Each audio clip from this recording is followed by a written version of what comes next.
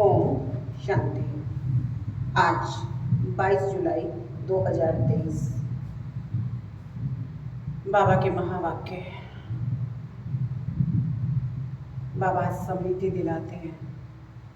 कभी कभी किसी के भाग्य को देख करके हमारे मुख से निकलता है, इसने ऐसे कौन से कर्म किए जो ये इतना धन, इतना अच्छा परिवार, इतना अच्छा शरीर, निरोगी शरीर लेकर के पैदा हुआ है। क्या कारण है? तो उसका रहस्य बाबा आज की मुरली में खोलते हुए कहते हैं कि भक्ति मार्ग में जब तुमने दान पुण्य किया तो एक जन्म दान पुण्य किया तो अगले जन्म उसके बदले धन पाया। एक जन्म तुमने किसी की सेवा की तो उसके बदले निरोगी काया पाई। लेकिन बाबा कहते अब स्वयं भगवान आया हुआ है, तुम डायरेक्ट ईश्वरीय कार्य में अपना तन मन धन सब कुछ लगाते हो। बाबा कहते खत्म तो वैसे भी होना है क्योंकि कलयुगी दुनिया जाने वाली है। तो बाबा कहते इस पुरानी दुनिया का सब कुछ विनाश होना है, लेकिन जो समझदार बच्चे हैं वो अपना सब कुछ सेवा में लगाकर अपने 21 जन्मों के लिए भाग्य बना लेते हैं।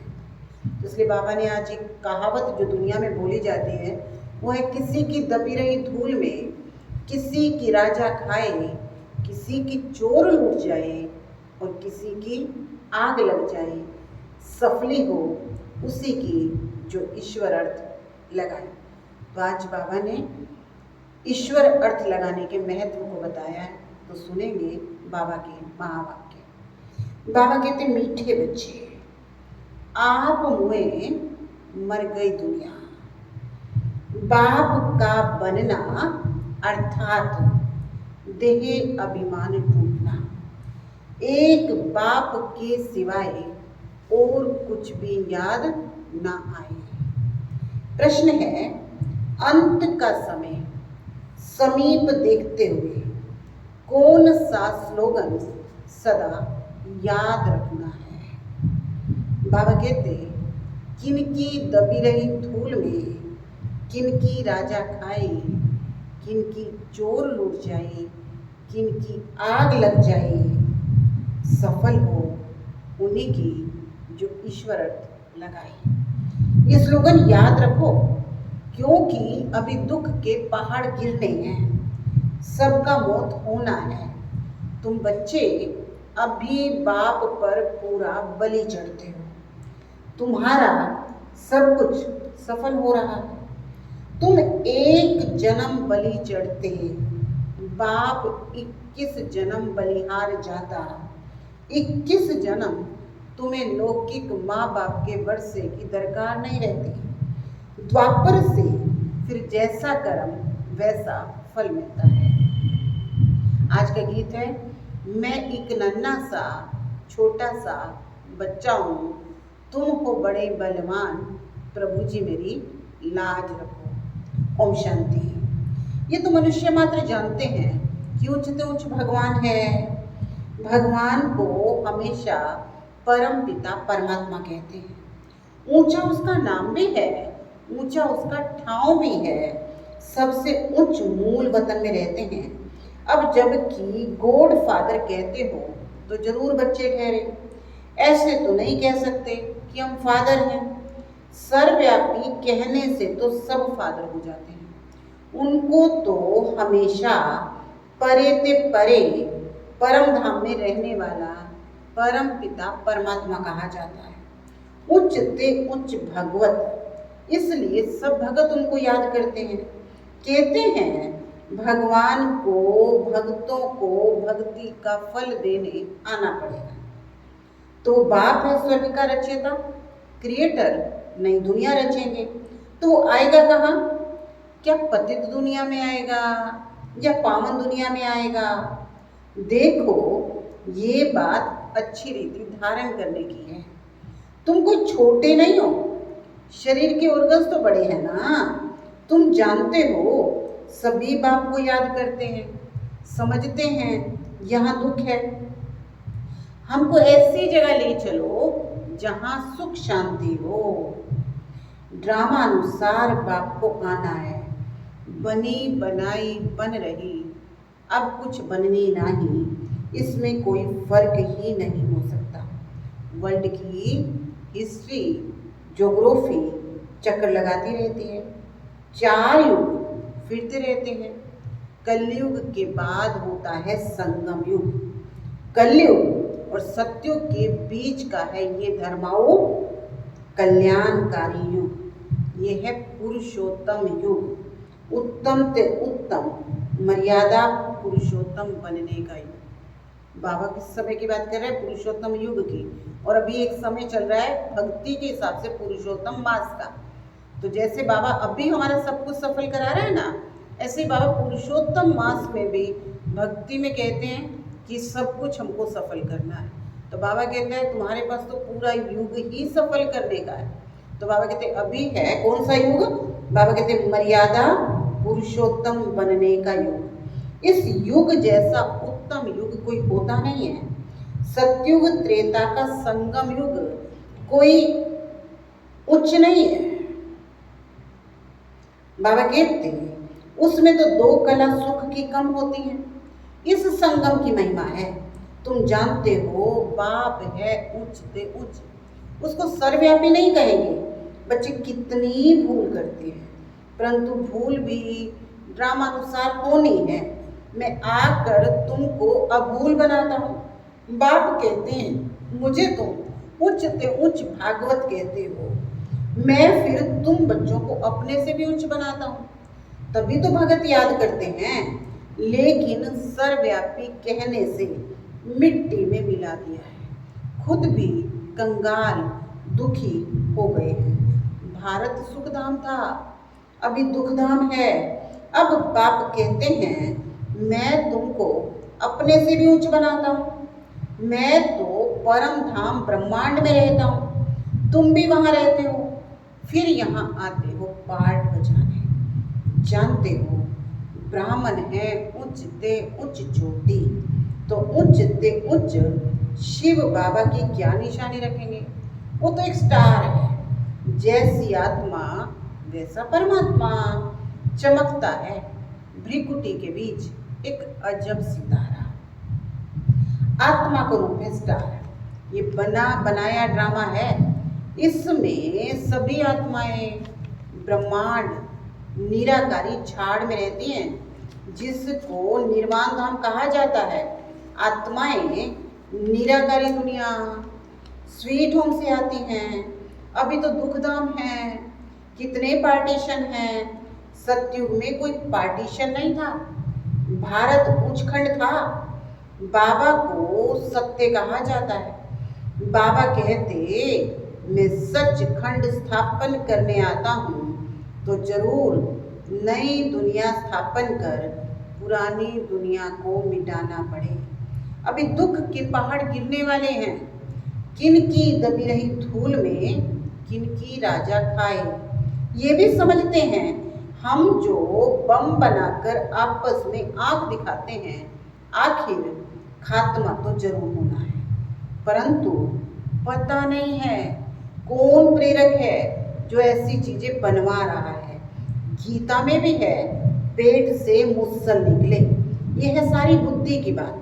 बॉम्ब्स निकालते हैं, अपने ही नेशन का विनाश करते हैं। यादव कौरव पांडव अभी तीनों सेनाएं हैं। यादव कौरव लड़कर खत्म हुए, बाकी कौरव पांडवों की कोई लड़ाई नहीं होती। तुम्हारी तो किसी से भी युद्ध नहीं है, क्योंकि तुमको योग बल वाले राज ऋषि सन्यासी हैं, हठ योग ऋषि, वो हैं शंकराचार्य, और यहाँ है शिव आचार्य। श्री कृष्ण आचार्य नहीं कहेंगे, वो तो नॉलेज ले रहा है फिर से श्री कृष्ण बनने के लिए। राजधानी स्थापन हो रही है, तुम पतित कांटों से दैवी फूल बन रहे हो। गीत में सुना, आओ अजामिल जैसे पापियों का उद्धार करो। गाया जाता है पतित पावन वही सतगुरु है जो तुमको नर से नारायण राजाओं का राजा बनाता है। यह एम ऑब्जेक्ट है, ये पाठशाला है। इसमें हम नर से नारायण, नारी से लक्ष्मी बनते हैं। अंधश्रद्धा की बात नहीं। स्कूलों में एम ऑब्जेक्ट होती है ना, तो तुम बाप के पास आए हो बेहद का वर्षा लेने, वहां का वर्षा यहाँ लेना होता है। सत्यु का वर्षा कहाँ लेना है? यहाँ लेना है। वो है सुखधाम, ये है दुखधाम। गीत में सुना, मैं एक छोटा सा बच्चा हूँ, तुम बच्चे हो ना, कोई 25 वर्ष का, कोई 20 वर्ष का। बाबा कहते एक दिन का बच्चा भी बाबा से वर्षा ले सकता है। बेहद का बाप फिर भारत को हीरे जैसा बनाने आया है। सतयुग में कितने हीरे ज्वारातों के महल थे, बात मत पूछो। फिर जब भक्ति मार्ग शुरू होता है तो पतित राजा बैठ सोमनाथ जैसा मंदिर बनाते हैं। राजाओं के पास मंदिर होते हैं, आजकल तो बहुत मंदिर बनते हैं। सबसे मुख्य मंदिर किसने बनाया होगा? जो पूज्य से पुजारी बनता है, जरूर उन्होंने बनाया होगा।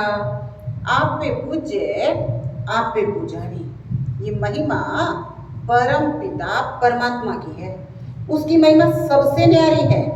हर एक मनुष्य की महिमा अलग है। उच्च महिमा है बाप की, जिससे तुम 21 जन्मों का वर्षा पाते हो। फिर द्वापर से लेकर तुम लौकिक बाप का बच्चा बन जैसे जैसे कर्म करते हो वैसा वैसा जन्म लेते हो। धन दान करने से एक जन्म अलग काल सुख का वर्षा मिलता है। राजा भी तो रोगी बनते हैं ना, स्वर्ग में तो तुम रोगी भी नहीं बनते हो। तुम्हारी एवरेज आयु 150 वर्ष रहती है, कितने हेल्दी रहते हो। बीमारी दुख का नाम ही नहीं।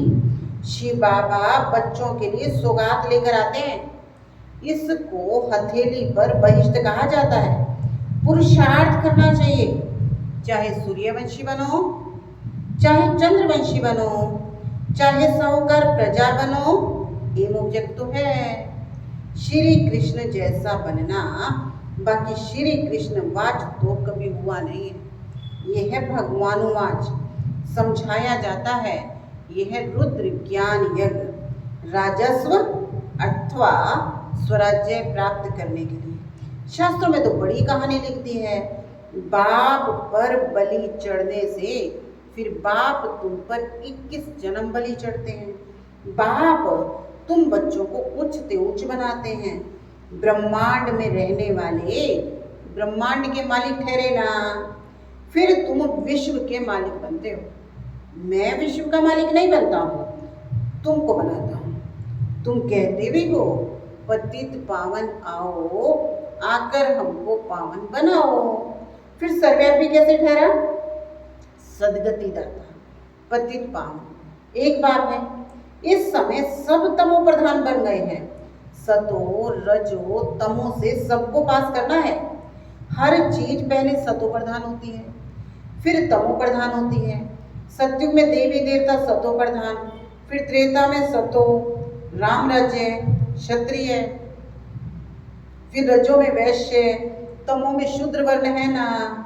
विराट रूप में देवता क्षत्रिय वैश्य शूद्र दिखाते हैं, बाप और ब्राह्मण गुम कर देते हैं। तुम ब्राह्मण देवताओं से भी ऊंचे हो, क्योंकि तुम भारत की सेवा करते हो। तुम हो श्रीमत पर श्रेष्ठ ते श्रेष्ठ, उच्च ते उच्च भगवान की मत मिलती है, जिससे तुम श्री लक्ष्मी नारायण बनते हो, श्री श्री शिव बाबा द्वारा। फिर माया की प्रवेशता होती है, तुम असुर बन जाते हो। कलप कलप बाबा ऐसे आकर समझाते हैं। बाबा ने ज्ञान का कलश तुम माताओं के सिर पर रखा है, मनुष्य से देवता बनाने के लिए। बाबा कहते हैं सन्यासी तो माताओं को नरक का द्वार समझते हैं, निंदा करते हैं, फिर उन्हीं माताओं से आकर के भीख मांगते हैं, तो फिर कर्जा चढ़ जाता है। गलानी भी माताओं की और सहयोग भी किससे लेते हैं? माताओं से। तो इसलिए बाबा कहते हैं उन पे फिर कर्जा चढ़ जाता है। इसलिए पुनर्जन्म फिर भी गृहस्थियों के पास ले फिर संन्यास करते हैं। पुनर्जन्म नहीं लेते तो इतने ढेर सन्यासी कहाँ से आते? भारत पवित्र था, संपूर्ण निर्विकारी दुनिया कहते थे, बरोबर देवताओं के आगे जाकर महिमा गाते हैं। आप सर्वगुण संपन्न, 16 कला संपूर्ण, फिर अपने को कहते हैं मुझ निर्गुण हारे में कोई गुण नहीं। सर्वगुण संपन्न ये शिव बाबा की महिमा नहीं है, ये देवताओं की महिमा है। परंतु पूरा ज्ञान ना होने के कारण राम सीता के आगे भी ये महिमा कर देते हैं। शिव जयंती मनाते हैं परंतु समझते नहीं हैं। तो बाप कहते हैं तुम्हारा अब ज्ञान का तीसरा नेत्र खुलता है। देवताओं को तीसरा नेत्र होता नहीं है। चित्र में देवताओं को दिखाते हैं परंतु वास्तव में है तुम्हारा। बाबा कहते हैं तीसरा नेत्र खुला फिर बंद भी हो जाता है। बहुत बच्चे ऐसे हैं जो ज्ञान में चलते हैं बड़े अच्छे तरीके से, ऐसे लगता है पता नहीं क्या कर लेंगे, लेकिन बाबा कहते हैं फिर आंख खुली और फिर बंद भी हो जाता है। आश्चर्यवत सुनंती, पशंती, सुनावंती, फिर भागंती।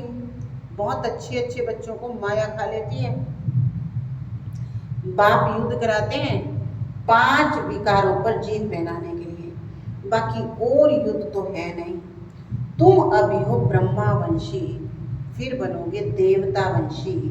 अभी शूद्र से ब्राह्मण वर्ण में आए हो। इस समय सृष्टि का चक्र बुद्धि में है, नाटक पूरा होता है। बाप ले चलने के लिए आया है। माया ने सबको पतित बनाया है। अब बाप कहते हैं योग अग्नि से तुम विकर्मा जीत बनोगे। इसमें मेहनत है और कुछ नहीं करना है, बस बाप को याद करना है। बाबा हम आपके थे, आपने हमको सत्युग में भेजा, पुनर्जन्म सत्युग में लेते रहे, फिर त्रेता में आए, पुनर्जन्म त्रेता में लिए। इसको तो बाप कहते हैं तुम अपने जन्मों को भी नहीं जानते हो। हम बताते हैं मनुष्य 84 जन्म कैसे लेते हैं। 84 लाख की तो बात हो ही नहीं सकती। कल्प की आयु 5000 वर्ष है। इन शास्त्रों ने तुम्हें घोर नींद में सुला दिया है। अब बाप ने तुमको जगाया है, तुम जाग कर बाप से वर्षा ले रहे हो। तुम छोटे बच्चे हो, कोई 3 मास का, कोई 4 मास का। तुम ईश्वर के बनते हो तो फिर आप हुए मर गई दुनिया। जब भगवान के बनते हैं ना तो दुनिया से कोई लगाव नहीं, तो आप हुए मर गई दुनिया। बाबा के बनते हो, देवाभिमान टूट जाता है। बाप कहते हैं शरीर में रहते हुए, गृहस्थ व्यवहार में रहते हुए कमल फूल समान रहना है। सतयुग में तुम पवित्र संबंध में थे, अभी अपवित्र ग्रस्त धर्म वाले बने हो। तुम देवी देवता धर्म वाले 84 जन्म लेते हो। भक्ति भी तुम शुरू करते हो, पूज्य से पुजारी भी तुम ही बनते हो। पहले तुमने अव्यभिचारी भक्ति की, अब भक्ति भी व्यभिचारी बन गई। फिर तुमको बाप से वर्षा मिलता है। बाप को आना भी संगम युग पर पड़ता है। युगे युगे कहने से करके 4 युग कहो। बाबा कहते 4 युग हैं तो 24 अवतार, कच्छमछ अवतार कैसे हो सकते हैं? गॉड इज वन, भगवान एक है, रचयिता एक है, उसकी रचना भी एक है। अच्छा, मीठे मीठे सीखी लदे बच्चों प्रति माता पिता बाप दादा का याद प्यार और गुड मॉर्निंग। रूहानी बाप की रूहानी बच्चों को नमस्ते। हम रूहानी बच्चों की रूहानी बाप दादा को याद प्यार, गुड मॉर्निंग, नमस्ते, ओम शांति। धारणा के मुख्य सहाय। स्वराज्य के लिए बाप पर बलि चढ़ना है। एम ऑब्जेक्ट सदा याद रखनी है। पुरुषार्थ कर सूर्यवंशी बनना है।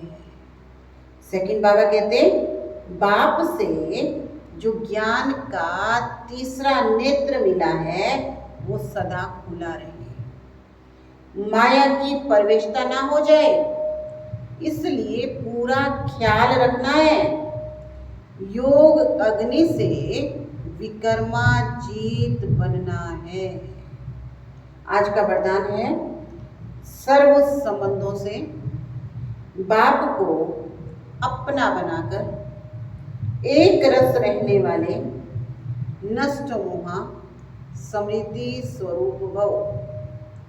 सर्व संबंधों से बाप को अपना बनाकर एक रस रहने वाले नष्ट मोहा समृद्धि स्वरूप भव। नष्ट मोहा समृद्धि स्वरूप बनने के लिए सर्व संबंधों से बाप को अपना बनाओ। किसी भी दैहिक संबंध में बुद्धि का लगाव ना हो। अगर कहीं लगाव होगा तो बुद्धि भटकेगी। बैठेंगे बाप को याद करने और याद वो आएगा जिसमें मोह होगा। किसी का मोह पैसे में होता है, किसी का जेवर में, किसी का किसी संबंध में।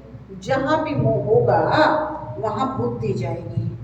अगर बार बार बुद्धि जाती है तो एक रस अवस्था हो नहीं सकती। स्लोगन है प्रकृति को अपनी दासी बना लो। प्रकृति, प्रकृति क्या है? ये शरीर भी प्रकृति है, 5 तत्वों का बना हुआ है। ये दुनिया भी प्रकृति है। तो प्रकृति को क्या बना लो? अपनी दासी बना लो, तो उदासी दूर हो जाएगी। कभी हम मौसम का, कभी मूड का जो बहाना करते हैं ना, कभी कारण का, तो बाबा कहते हैं इन सबको क्या बना लो? अपनी दासी बना लो, तो उदासी दूर भाग जाएगी। तो आज का होमवर्क है, मैं सर्व संबंधों से एक बाप की हूँ, बाप से सर्व संबंध निभाने वाली हूँ। ओम शांति।